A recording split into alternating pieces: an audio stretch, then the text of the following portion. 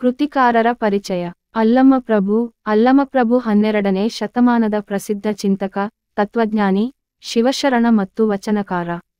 ಈತನು ಜನಿಸಿದ್ದು ಶಿವಮೊಗ್ಗ ಜಿಲ್ಲೆಯ ಶಿಕಾರಿಪುರ ತಾಲ್ಲೂಕಿನ ಬಳ್ಳಿಗಾವಿಯಲ್ಲಿ. ಈತನ ತಂದೆ ನಿರಹಂಕಾರ ಮತ್ತು ತಾಯಿ ಸುಜ್ಞಾನಿ. ಈತ ಕಲ್ಯಾಣದಲ್ಲಿ ಬಸವಣ್ಣ ಸ್ಥಾಪಿಸಿದ ಶೂನ್ಯ ಪೀಠ ದ ಅಧ್ಯಕ್ಷನಾಗಿ ಅನೇಕರಿಗೆ ಮಾರ್ಗದರ್ಶನ ನೀಡಿದವನು. ಅವನು ಒಬ್ಬ ಅನುಭಾವಿ.